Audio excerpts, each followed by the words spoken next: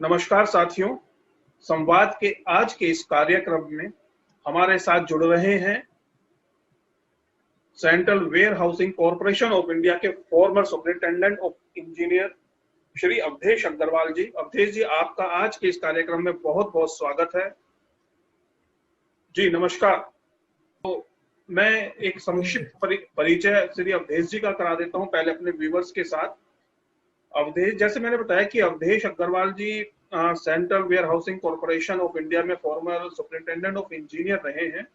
तो आपकी निगरानी में देश भर के अंदर उड़ीसा में, पश्चिम बंगाल में, यूपी में, बिहार में, जहां तक आपने वेयर हाउसेस का निर्माण कराया, तो एक बहुत बड़ा अनुभव आपके पास वेयर हाउस के निर्माण का है। और चूंकि जब वेयर हाउस का आप निर्माण करते हैं उसमें वाटर हार्वेस्टिंग और वाटर कंजर्वेशन का भी पॉइंट बहुत ध्यान रखा जाता है, तो आप उस विषय के भी एक्सपर्ट हैं। तो हम आज सीधी बात करते हैं इंजीनियर AK अग्रवाल जी से। अग्रवाल जी, मेरा आपसे पहला प्रश्न है कि जिस तरह से दुनिया के अंदर पानी की समस्या हमारे सामने खड़ी हो रही है, हम देख रहे हैं कई देश ऐसे हैं जहां पर इस समय जल उपलब्ध नहीं है, कई देश ऐसे हैं जहां पर आने वाले समय में पानी की एक बहुत बड़ी कमी हमारे सामने हो जाएगी। तो आप इस समस्या को किस रूप में देखते हैं और आपने अपने जीवन काल में जो आपका कार्य क्षेत्र रहा है उसमें आपने इन समस्याओं को कैसे देखा है और क्या समाधान इसका हो सकता है? पानी की जो समस्या है, ये जो खासतौर से पीने का जो पानी है, ये बहुत ही लिमिटेड मात्रा में पृथ्वी पर है। ये करीब 2.5% टोटल पानी का जमीन पर उपलब्ध है और 97.5% वाटर जो है वो सी वाटर के रूप में या ओशन में या जो पानी अंडरग्राउंड भी जो ड्रिंकिंग पर्पस के लिए नहीं है उसमें अवेलेबल है। और ये जो समस्या है, क्योंकि हमारी डे बाय डे पॉपुलेशन बढ़ रही है, तो ये आज की समस्या है और आने वाले टाइम में बहुत विकराल रूप ले लेगी यदि इस पर ध्यान नहीं दिया गया। क्योंकि पीने का पानी को उपलब्ध कराना और उसका संरक्षण करना हमारे लिए आज की तारीख में बहुत ज़रूरी है, जो कि आने वाली जनरेशन के लिए भी हमें बहुत आवश्यकता पड़ती है। और इस पानी का इस्तेमाल बहुत सारे फील्ड में किया जाता है। पीने के लिए ह्यूमन कंजम्पशन है, बिल्डिंग को कंस्ट्रक्शन करना है, और हॉस्पिटल्स हैं, स्कूल्स हैं, बहुत ज़्यादा ज़रूरत है। तो इसलिए मैं इसको बहुत बड़ा समस्या समझता हूँ। इसको बचाने के लिए हमें बहुत कार्य करना पड़ेगा।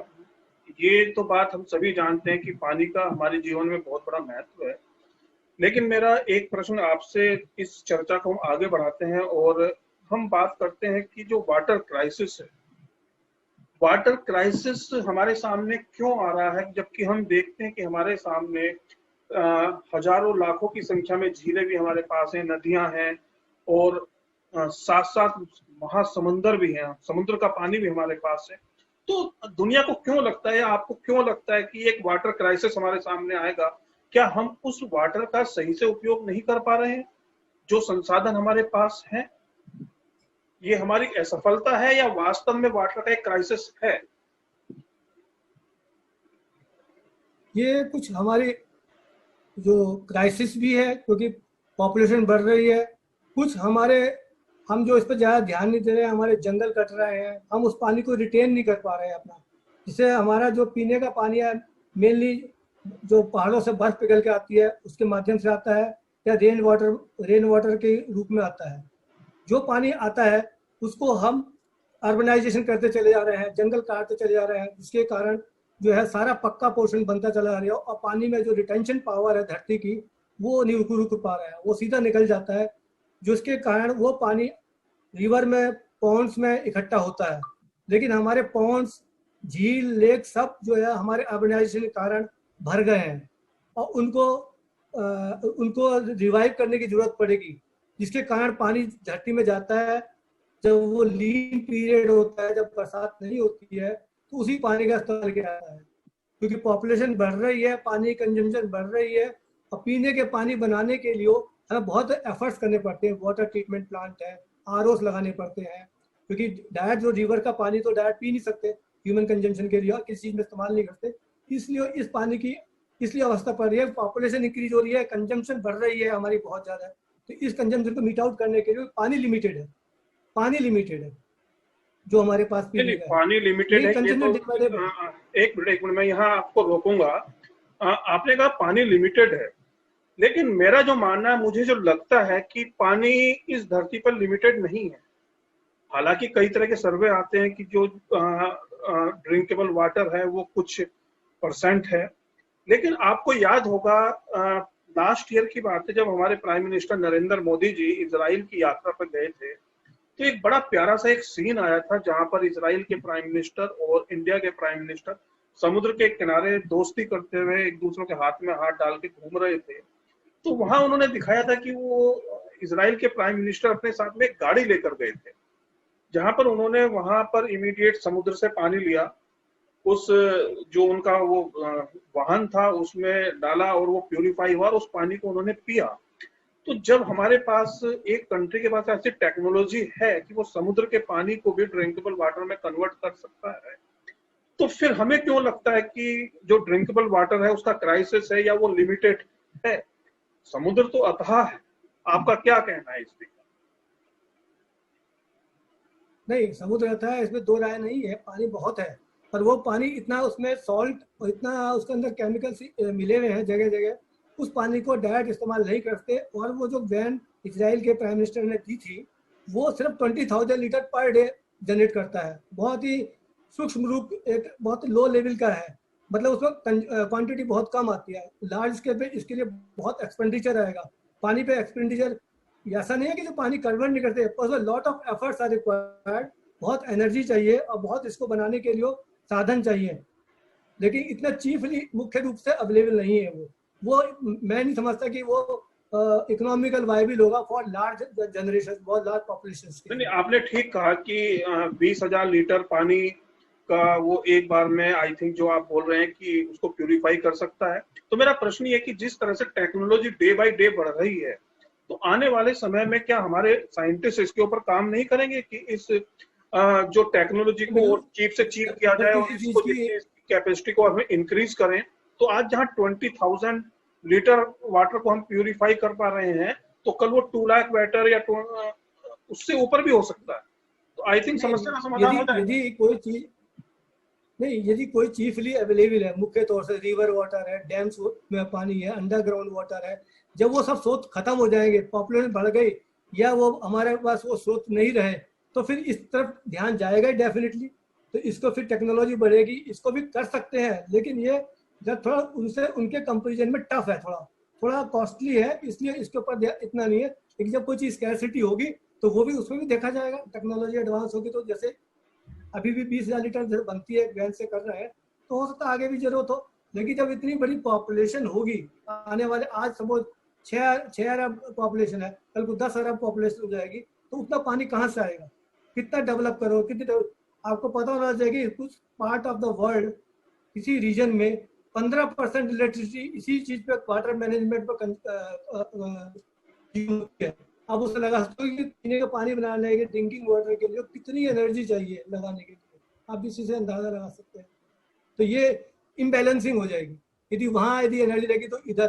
तो हमें जो हमारे मुख्य स्रोत हैं, हम उनको बचा लिया जाए, उनको कम इस्तेमाल किया जाए, हम वेस्ट ना करें उस चीज को, हम इन सबको बैलेंस करके चले, तो वो पानी जो आज 10 साल के लिए, हम 20 साल के लिए खींच सकते हैं। जो आने वाले जनरेशन है वो हमें एक नहीं दिए कहेंगे, हमारे जो पीछे वाले आदमी क्या। हम इजराइल से थोड़ा लौट के चलते हैं, इंडिया वापस आते हैं, और इंडिया में भी हम चलते हैं गांवों की तरफ। आप जानते हैं कि हमारा देश गांव में बसता है। यहाँ की 70 से 75% पॉपुलेशन गांवों में निवास करती है और सभी किसान लोग हैं। और किसानों के लिए बहुत आवश्यक होता है कि उनको वाटर की, पानी की बहुत उपलब्धता हो, ताकि उनकी फसलों का सही से फसलों को सिंचित किया जा सके। आपने देखा होगा गांव में पहले तालाब हुआ करते थे जो किसानों के लिए वरदान साबित हुए थे कि वो अपनी फसलों को आराम से, पानी की उपलब्धता उनकी होती थी। धीरे धीरे तालाब खत्म हो गए। तो इस वजह से तो गांव में आज की तारीख में जो वाटर की एक समस्या पैदा हो रही है, जल की एक समस्या हो रही है कि फसलों को किस तरह से सिंचित किया जाए, तो आपका क्या अनुभव कहता है कि जब आप पूरे भारतवर्ष में भ्रमण कर रहे थे, वेयर हाउसेस का निर्माण करते हुए, तो किसानों से भी आपका संपर्क रहा होगा, आप उनको ऐसी क्या सलाह देना चाहेंगे जो उनकी खेती के लिए लाभकारी हो, जल की वाटर के पैमाने पर, कि वो कम से कम वाटर उपयोग करके अधिक से अधिक अपनी फसल का उत्पादन कर सके? मेरा तो कहना यही है, जो गांव में जो आपका वाटर है, वाटर हार्वेस्टिंग कैसे करें। एक तालाब, लेक्स वगैरह जो भर गई है या किसी वजह से उन पर लोगों ने कुछ पिछले गत वर्षों में कोई ध्यान नहीं दिया गया, सब लोग उसमें कूड़ा करकट भर दिया गया। यदि वो उसको रिवाइव करें, उसको दोबारा एक्सकेवेट करके, जो भी मैं समझता हूँ ये एक अभियान चल रहा है गवर्नमेंट की तरफ से, तो उसमें पानी दोबारा रिटेन किया जाए, जिससे कि वहाँ की वाटर टेबल जो अंडरग्राउंड वाटर सीप करता है, इन्फिल्ट्रेट करता है थ्रू सॉयल, वो वाटर टेबल ऊपर आ जाएगा, तो वो अंडरग्राउंड में एक्यूमुलेट हो जाएगा, वो पंपों के द्वारा निकाल के फिर उसको खेती में इस्तेमाल किया जा सकता है। लेकिन ये इसमें किसान लोगों को अपने लेवल पर भी काम करना पड़ेगा। कुछ उसमें जो वहाँ जो वाटर के मिनिमम से मिनिमम कंजम्पशन करें पानी के लिए, जितनी फसल के लिए चाहिए, वो सिर्फ ऐसा होता है कि उनके नालियाँ, वाटर कोर्सेज इस तरह बनाया जाए खेत के अंदर कि जो कि कम से कम वाटर खराब हो और जहाँ जरूरत है वहीं इस्तेमाल किया जाए, सब जगह इस्तेमाल ना किया जाए। और हमारी जितनी लेक्स हैं और पॉन्ड्स हैं उनको सबको रिवाइव किया जाए, तो मैं समझता हूँ इससे बहुत समस्या हल होगी। और रेन वाटर को, हमारा मेन मकसद ये है कि किस तरह भी जो पानी की रेन वाटर है, वर्षा है, उस पानी को कैसे रिटेन किया जाए, उसको बहने से रोका जाए, आगे जाए ना, तो धरती पर ज्यादा खड़ा रहे, जिससे कि कुछ टाइम के बाद वो पानी अपने आप धरती में चला जाएगा, फिर वो पानी हम उसको दोबारा इस्तेमाल कर सकते हैं थ्रू पंपिंग वगैरह से। जी जी, अवधेश जी, ये तो बात हुई गांवों की। अब हम लौटते हैं शहरों की तरफ। आप देखते होंगे शहरों में पानी की बहुत बर्बादी होती है। आपने देखा होगा कि जिस तरह से हम अपनी कारों को धुलते हैं, उसमें बहुत बड़ी संख्या में हम पानी का उपयोग करते हैं। अपने गार्डन के अंदर पानी का उपयोग करते हैं। आपने देखा होगा घर के अंदर टॉयलेट में फ्लश के लिए पानी का उपयोग होता है। आपका टेप अगर खुल रहा है तो वो बहता रहता है। तो इस तरह से शहरों में तो पानी की बहुत बड़ी बर्बादी होती है। तो अब मेरा आपसे जानना ये है कि हम कैसे एजुकेट करें अपने लोगों को कि जो ये समस्याएं हमारे सामने आ रही हैं, जिसके वजह से हमारा जो वाटर का वेस्टेज हो रहा है, उसको हम रोक पाए, उसके लिए क्या उपाय होने चाहिए, और लोग जो हमारे आम नागरिक हैं उनको इस पर किस तरह से चिंता व्यक्त करनी चाहिए? आपका क्या इसमें पॉइंट ऑफ व्यू? ये आपका पॉइंट बहुत वैलिड है, और ये ही एक मेन मुद्दा है आज की तारीख में। जो असली जड़ है पानी की समस्या की, वो यही है कि हम इस पानी को कैसे बचाएं। सपोज हमें 1000 लीटर ऑफ वाटर चाहिए एक एरिया के अंदर, तो उसको हम 800 लीटर में कैसे करें, 200 लीटर एडवांस कैसे करें आगे के लिए, तो हम कैसे बचाएं। हम लोगों में ये चीज एजुकेट करना पड़ेगा आम जनता को, और हो भी रही है। काफी मीडिया, टीवी मीडिया के माध्यम से काफी इसका एडवर्टाइजमेंट भी चल रहा है कि हम लोग इस पानी की, क्योंकि आज हमें पानी मिल रहा है तो हम परवाह नहीं कर रहे हैं। उस टाइम को सोचिए जिस दिन हमारा पानी घर पे नहीं आता है तो त्राही त्राही मच जाती है। उस टाइम आदमी बिविल्डर हो जाता है, व्याकुल हो जाता है, मैं क्या करूँ, कैसे करूँ, नहा नहीं सकता, ऑफिस कैसे जाऊँ, पानी। तब आपको पता लगता है कि पानी की वैल्यू क्या है। मैं इंटरप्ट कर रहा हूँ आपको। इस पानी को बचाने की तरफ से कभी पानी नहीं आता है घर में, तो उस समय हमें पता चलता है कि पानी की क्या कीमत है। आप ना नहा सकते हैं, ना पानी क्या बाथरूम में जा सकते हैं, कुछ नहीं कर सकते हैं। तो आज मेरे पास सपोज आज मैं फुहारा खोल के ऊपर से फुल स्पीड से नहा रहा हूँ, क्या जरूरत है फुल स्पीड, एक बकेट से नहाता हूँ मैं। जब पानी की स्कैर्सिटी होगी तो मैं दो मग पानी मेरे लिए बहुत बड़ी क्वांटिटी होगी कि भाई इसी में मेरा काम कर, तो तुम उसमें काम कर सकते हो। तुम्हें पता है पानी की शॉर्ट है, क्योंकि पीने का पानी जो पीने लायक है उस सब नहा रहे हैं। सी हम कहीं अब नोएडा जगह में आप, मैंने इंदिरापुरम और अपने एनसीआर में देखा है कि वहाँ लोग पानी आ रहा है अंडरग्राउंड, लेकिन सबके पास मिनरल बोतल आ रही है 20-20 लीटर की। क्यों नहीं पी रहे वहाँ? क्योंकि एल्कलाइन वाटर है। उसको पोर्टेबल बनाने के लिए काफी एफर्ट्स करने पड़ेंगे। उस एफर्ट्स करने के, वो एल्कलाइन वाटर है, हार्ड वाटर है, पीने नहीं है, मिनरल्स नहीं है बहुत है, तो इसलिए वो लोग नहाने धोने के लिए तो पानी वो इस्तेमाल करते हैं, लेकिन पीने के लिए करते हैं। तो जो पीने का पानी है वो हमारे जैसे एरिया में पीने का पानी वही है, नहाने का पानी ही वही है। उसी को हम पूरा फुहारा खोल कर 2-4 बाल्टी बना रहे हैं, बाथ टब में नहा रहे हैं, वो ये नहीं समझ रहे ये पानी आने वाले पॉइंट मुझे मिल गया है। और जो मैं समझ रहा हूँ कि जिस तरह से पानी की वेस्टेज घरों में होती है, हमें उस पर कंट्रोल लगाना है। अब मैं एक अगले प्रश्न की तरफ ले जाता हूँ। आपको क्या लगता है कि जो हमारी सरकार है, गवर्नमेंट ऑफ इंडिया है या स्टेट्स की जो गवर्नमेंट है, इनकी जो पॉलिसीज हैं, क्या वो पॉलिसीज अपने आप को अलाइन कर पा रही हैं कि वाटर की वेस्टेज को हम किस तरह से रोक पाए, या फ्यूचर में जो वाटर का एक क्राइसिस हमारे सामने खड़ा होगा, गवर्नमेंट की जो वर्तमान पॉलिसीज हैं, क्या वो उसको अलाइन कर पा रही हैं उस समस्या को, उस क्राइसिस को डील करने के लिए, या आपका क्या सुझाव है? संक्षेप में आप हमारे सामने। नहीं, गवर्नमेंट इस पर काफ़ी वर्क चल रहा है और काफ़ी काम कर रहे हैं, क्योंकि हमारे पास मेन मुद्दा है कि पानी होना चाहिए। वेदर ये ड्रिंकिंग वाटर, सी वाटर नहीं होना चाहिए, चाहे रेन वाटर हो, चाहे बर्फ की पिघली की फॉर्म हो, चाहे वो अंडरग्राउंड वाटर हो। कहीं कहीं जगह ऐसा देखा है जो अंडरग्राउंड वाटर है उसमें आयरन, आर्सेनिक, एंटीमनी, जैसे कैलकाटा रीजन है मैंने देखा है, वहाँ पर क्या है कि वहाँ पी नहीं सकते पानी, उसमें आयरन है, वो बहुत सेहत के लिए नुकसान है। इसलिए वहाँ पर पानी अवेलेबल कराना पोर्टेबल। और जैसे पहाड़ी क्षेत्र होते हैं जैसे मेघालय वगैरह में है, पानी बरसात का आता है वो उसमें इकट्ठा करते हैं क्योंकि झरना नीचे है, तो पीने के लिए पानी बरसात का पानी अच्छा होता है। राजस्थान में है, तमिलनाडु में है, वहाँ पीने की पानी की अवेलेबिलिटी बहुत कम है ड्रिंकिंग वाटर की। तो आपने सुना होगा बावड़ी बनाते हैं, टैंक बनाते हैं, स्टोरेज करते हैं, पूरा साल चले वो पीने का पानी। तो ऐसे ऐसे एरियो में काफ़ी शॉर्टेज है। तो इसका मतलब पानी की शॉर्टेज, गवर्नमेंट इसीलिए रेन वाटर हार्वेस्टिंग कर रही है। सब आजकल हर कोठियों में, हर कॉम्प्लेक्सेस में, हर मॉल जहाँ भी है वो लगाना जरूरी होता है, क्योंकि कम से कम वो जो पानी रेन का छत के थ्रू आता है, सारे इकट्ठा होता आता है, वो पर वो पानी साफ सुथरा अंडरग्राउंड जाना चाहिए, गंदा पानी नहीं जाना चाहिए। ये मेन चीज है, क्योंकि पानी यदि अंडरग्राउंड में गंदा पानी चला गया तो फिर वो पंप करेंगे तो। जी, मेरा नेक्स्ट क्वेश्चन है, और आई थिंक आपने बहुत अच्छे से हमारे व्यूअर्स के लिए अपने पॉइंट्स रखे, और हमारी एक बहुत अच्छी चर्चा इस वाटर क्राइसिस, वाटर कंजर्वेशन और अलग अलग बिंदुओं पर हुई। हम इजराइल से लेके गांव और गांव से लेके शहर तक हमने सभी पॉइंट्स क्लियर किए। अब मैं एक लास्ट प्रश्न आपके सामने रख रहा हूं, और उस प्रश्न का बहुत हम सुनते आते हैं, कई आर्टिकल्स उसके ऊपर देखते हैं कि कहने वाले कह रहे हैं कि, और इस तरह की बहुत स्टडी भी आई है कि आने वाले समय में कि जो दुनिया के अंदर एक युद्ध का मैदान सजेगा, एक विश्व युद्ध की नौबत आ सकती है, उसके केंद्र में, बिंदु में कहीं ना कहीं पर पानी होगा। अगला विश्व युद्ध पानी की वजह से हो सकता है।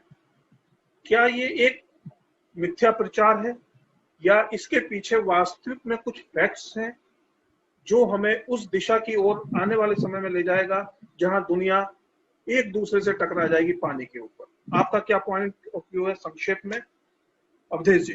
नहीं, मैं ये आपका जो पॉइंट है ये बहुत वैलिड पॉइंट है, और मैं समझता हूँ कि आने वाले नेक्स्ट डिकेड में पानी की इतनी शॉर्टेज होगी, यदि आज से हम इस पर काम नहीं किया गया, सेविंग पानी का सेव नहीं किया गया, हमने अपने अंडरग्राउंड टेबल को रिचार्ज नहीं की, उसको मेंटेन नहीं किया, तो आने वाली जनरेशन पानी का एक बहुत बड़ा युद्ध छिड़ सकता है। हमारे पास पेट्रोल हो सकता है, हम पे पैसे हो सकते हैं, हम पे मटेरियल हो सकता है, हम पे सब कुछ हो सकता है, हम आर्थिक स्थिति अच्छी होती है, लेकिन जब पीने का पानी नहीं होगा। अभी आप एक एग्जाम्पल दे दीजिए, 1 कॉलोनी में पानी आता है, 1 कॉलोनी पानी नहीं आता है, तो वो सोचता है हाँ पता मतलब कौन पानी पहले पकड़ लूंगा, अब हम झगड़ा होता है, मारपीट जाती है। जब हम छोटे से स्तर पे ये देख रहे हैं, एक अपने कॉलोनी लेवल के ऊपर ही, तो वर्ल्ड की क्या पोजीशन होगी जब पानी की शॉर्टेज होगी। ऐसी ऐसी जगह जहाँ पानी पीने का पानी नहीं है, बिल्कुल रेगिस्तान पड़ा हुआ है, ये तो वहाँ लोग रह रहे हैं, कैसे कैसे पानी। अब हमारे जवान वहाँ गए। मेरा जो क्वेश्चन था वो इससे एक बड़े परिप्रेक्ष्य में था, एक बड़े सर्किल में था कि क्या पानी की वजह से आने वाले समय में देश आप एक दूसरे से टकरा जाएंगे? ऐसी नौबत क्यों आएगी? क्या वास्तव में आएगी भी, या एक ये मिथ्या है कि देशों के बीच में युद्ध क्यों होगा? गंगा नहीं, वो आने की बिल्कुल संभावना है, क्योंकि उसका रीजन आपने पीछे आर्टिकल पढ़े होंगे कि अरब कंट्रीज जो अंटार्कटिका से कई किलोमीटर, स्क्वायर किलोमीटर का एक आइस का टुकड़ा वो खींच के अपने कंट्री में ला रहे थे, वो पीने का पानी अवेलेबल करने के लिए, क्योंकि बिकॉज वहाँ सी वाटर, यानी कि वहाँ पानी नहीं है, वहाँ सी वाटर है, पर उसको उसको इस्तेमाल नहीं कर सकते। तो प्योर वाटर कराने के लिए वो उसको कई साल के लिए उसको कंजर्वेट उसको रख रहे हैं अपने पास, जिससे कि उससे करके पानी उसको कन्वर्ट किया सके और पी सके। तो इससे क्या पता लगता है कि पानी की शॉर्टेज है, पर पानी की शॉर्टेज नहीं होगी, पोर्टेबल वाटर, ड्रिंकिंग वाटर की शॉर्टेज होगी, ड्रिंकिंग वाटर जो कि हमारे पास है, पीने के लिए, पानी तो धरती हमारे उस है, हाइजीन, हमारे पॉइंट निकल के आ रहा है हमारे सामने, पॉइंट भी आ रहा है ड्रिंकिंग वाटर, हमारे को जो समस्या, वो क्योंकि हम ड्रिंकिंग वाटर नहीं पड़ेगा, इसका इफेक्ट क्या पड़ेगा कि हमारे बीमारियां बढ़ेंगी, फिर केमिकल इंडस्ट्रीज पे लोड आएगा, हॉस्पिटल्स पे लोड आएगा, डेफिनेटली जब गंदा पानी पिएंगे या पानी प्यूरिफाइड पानी नहीं पिएंगे तो हेल्थ प्रॉब्लम्स हो सकती है। उसको कोप अप करने के लिए आपको ड्रिंकिंग वाटर को बनाना, और ड्रिंकिंग वाटर से जो मेन रॉ वाटर होता है उससे पोर्टेबल वाटर बनाना, पीने योग्य पानी बनाना, उसमें भी तो पैसा लगता है, उसमें तो मैन पावर, एफर्ट, एनर्जी लगती है। तो अब पॉपुलेशन ग्रोथ बढ़ रही है, एक्सपोनेंशियली जा रही है ग्रोथ पॉपुलेशन की, तो उसको पानी अवेलेबल कराना आज ही स्टेट सिटी में है, जब पॉपुलेशन बढ़ जाएगी, पानी लिमिटेड है, तो उनका क्या हाल होगा जो आने वाली जनरेशन होगी। जी जी, हमारा समय लगभग समाप्त हो रहा है और हमें इस प्रोग्राम को वाइंड अप करना पड़ेगा। और मुझे बड़ी खुशी हुई कि आज आपने हमारे लिए समय निकाला और इस इतने महत्वपूर्ण विषय के ऊपर आपने अपने विचार हमारे बीच में रखे, और हमारे दर्शकों को भी, हमारे व्यूवर्स को भी इससे कुछ ना कुछ नॉलेज अवश्य मिलेगी, और इतना एक जागरूकता आएगी कि जो ड्रिंकिंग वाटर है वो हमारे लिए एक अमूल्य निधि है। कहते हैं कि जीने के लिए 3 चीजें चाहिए होती हैं, हवा, पानी और भोजन। तो पानी का कोई अल्टरनेट हमारे पास नहीं है। तो मैं अपने सभी दर्शकों से कहता हूं कि आप पानी संरक्षण के ऊपर विशेष ध्यान दें, और पानी ह्यूमन बीइंग के लिए नहीं, पानी एनिमल्स के लिए भी चाहिए, जी, और जीव्स के लिए भी चाहिए, क्रीचर्स के लिए भी। तो व्यूअर्स, आप सभी का बहुत बहुत धन्यवाद कि आपने आज हमें सुना और अवधेश अग्रवाल जी के विचारों को आपने सुना। हम आशा करते हैं कि यह कार्यक्रम आपको बहुत पसंद आया होगा, और आप अपने कमेंट्स के माध्यम से हमें बताएंगे कि आपका क्या फीडबैक इसके ऊपर रहा। तो अवधेश जी, आज के इस कार्यक्रम में जुड़ने के लिए आपका बहुत बहुत धन्यवाद।